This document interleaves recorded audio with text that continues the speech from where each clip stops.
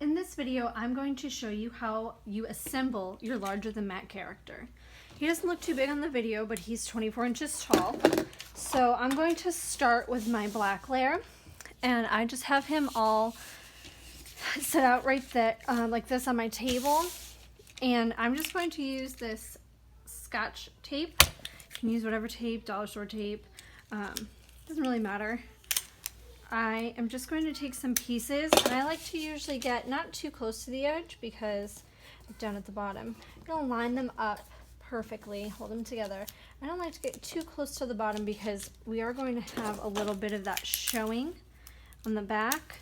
So like when we put our layers on top of it, so I don't like to get too close to the edge if I can help that. Sometimes it's harder to prevent that, but I usually just I'll do a really small piece of tape if I have to. You can also tape from the back, but these are already enough work where I like to just tape from the front. I notice this isn't perfectly lined up, so I'm just gonna pull it back. This isn't as important to make sure that it's perfect,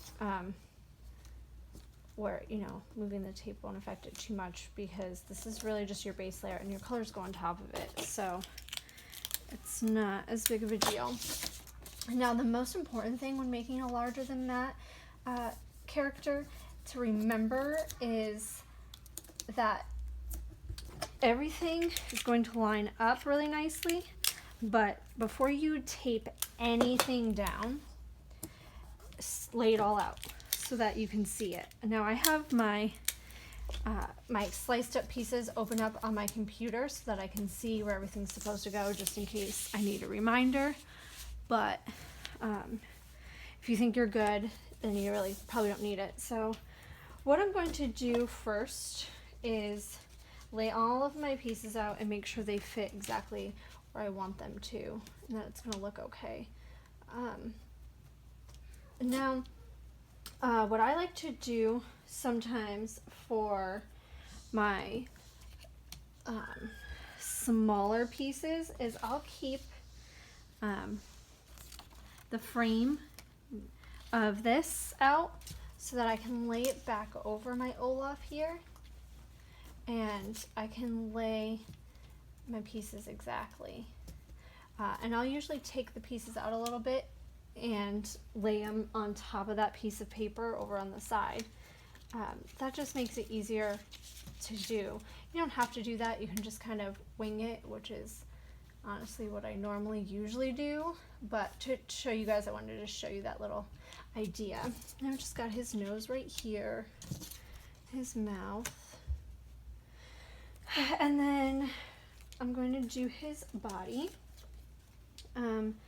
Again, I took him apart a little bit and I left him on the frame that he came on so that it would be a little bit easier for me to line him up, which is helpful sometimes, especially when you have quite a few pieces like this. And when you have pieces like we're gonna have right here, what I'll do usually, because these two do connect, is I'll flip it over and I'll tape it with my Scotch tape. Let me get in the camera's view, just like this. And I'll tape it together from the back since I know it does connect. That way when I go to put it down, it's a little bit easier. And I just want to make sure that I'm going to have everything nice and neatly in place before I do it. Now for his arms, I'm going to show you what I did. That looks about right. Because his arms had some tinier pieces in it, I opted to leave them on my mat until I was ready to use them, because I hate losing tiny pieces or possibly misplacing them, which is what I tend to do, and my kids like to help do these, so that's also how I lose pieces easily.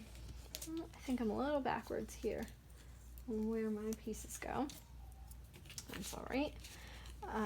So I will leave them on my board on my mat until I can. And if I know that I'm going to do that, a lot of times if I'm doing like a character's eyes and there's a lot of small little white pieces, I will leave that mat for last. I have quite a few cutting mats, so I can usually get away with not having to cut it last. But if you do not have as many mats, you can leave it until the last mat, and that way it will cut and you can take everything else off your mats. So you'll see here, I have, let's see up close, I have it. So I'm just going to take it off and I'll leave them on and I'll take them piece by piece. Now I'm going to pause and then I'll show you guys how I start taping it all down. Okay, now that we have all of our pieces down, we can start to tape him down. I use this Tombow tape runner. You can use an ATG gun, you can use whatever you like. I don't like using glue. I feel like it gets too wet for the paper. I will use this Zig glue pen for tiny pieces because it doesn't get all really wet and wrinkly, but that's it. I don't like Elmer's or anything like that. So what I like to do is start with this piece, and I'm just going to run some tape down it. And be very careful because this is a strong adhesive, so it's not going to be easy to move if you put it down too quickly. Like the Scotch tape was easier. So I just start with a bigger piece and then I do, you can either do top to bottom, bottom to top, it doesn't really matter. Just lay everything out first. That is really the most important thing. And I like to usually start from the bottom to the top because I'm kind of short, so I can do closer to the table and work my way up and move it closer to me. So I'm going to use my glue pen just for this one, just because it's got the tinier pieces and I feel the tape will stick. And especially when I'm using white paper, I like to be careful about the adhesives I'm using because they get all sticky to my finger. And sometimes the tape runner, if I try and do it on a piece that's too small, then it gets all stuck to my fingers, which can leave adhesive sticky residue on my white paper, and that's really, I really don't like that. So just going to, might not be as perfect as I would like, but this is just going to be for my daughter, and she's ecstatic about it, so it's okay if it's not completely perfect. A lot of people use like foam board or poster board to back these so that they're a little sturdier. I usually put them up on my kids' walls or I attach them to my fence for birthday parties. So for me, it's not that big of a deal. I also find that backing them to foam board, you have to cut the foam board by hand and it gets expensive. You can do poster board or anything like that, but it does get a little more expensive. Whereas this, I just used all Recollections cardstock paper from Michael's that I get in the 50 count packs when it's on sale. And it's very, very cheap. And since usually these, I know a lot of people put them up in their kids' bedrooms or whatever, but my kids love these so much that I really don't have enough room for them everywhere in my house. So I prefer to not back them and save myself that extra time and money.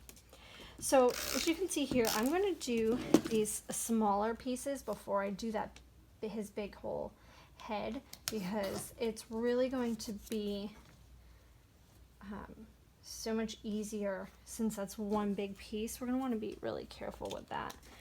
For his nose, I can do just a little adhesive, or you can use the glue because there are some smaller pieces.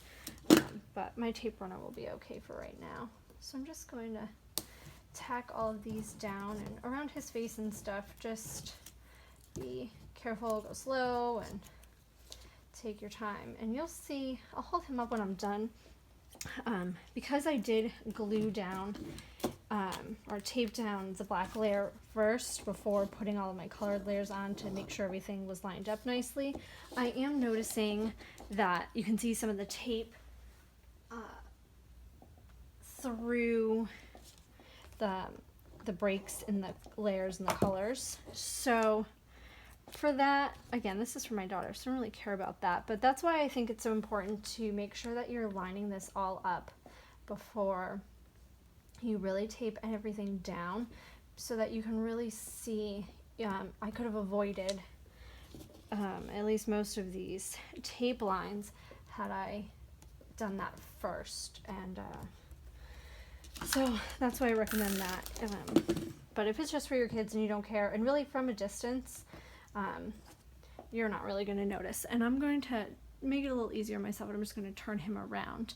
Up close, you're going to be able to see your cut lines, and that's really unavoidable. You can get it as close as you can, you know, to each other, but it's, you know, they are cut lines, so it is pretty evident. But from a distance, or when you're taking photographs, it's really not hard. I did, instead of a photo booth or photo stand for my kid's birthday party last year, I ended up just doing these all over my fence, and the kids could take pictures with their favorite characters, and you can't tell in any of them that there are seams or cut lines. They look pretty flawless. So from a distance, it's not too much to worry about.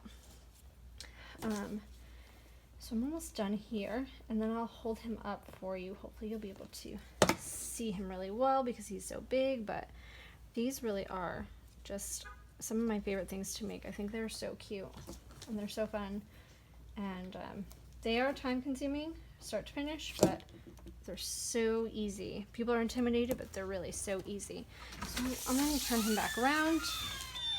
I'm going to finish taping down just his head, and then I'll hold him up for you guys.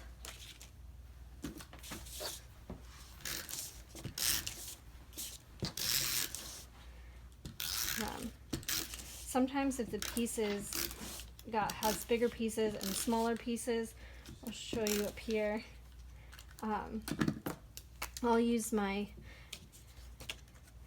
see, he's got some bigger pieces here. You can see my tape, but right around here and here, it's harder to get my tape in there, so I'll just dab a little glue on.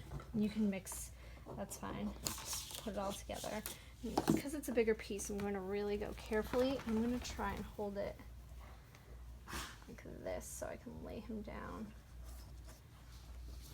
And then we are done. So you can see my cut lines here, but from a distance, it's much harder to see them. And I'll show you up here what I was talking about. You can see, well, it's harder for you guys to see, but I can see some tape right through here, and there, that's more evident right here. So that's why it's important to make sure that you put all of your layers down first. But that's how you make a larger than Met character.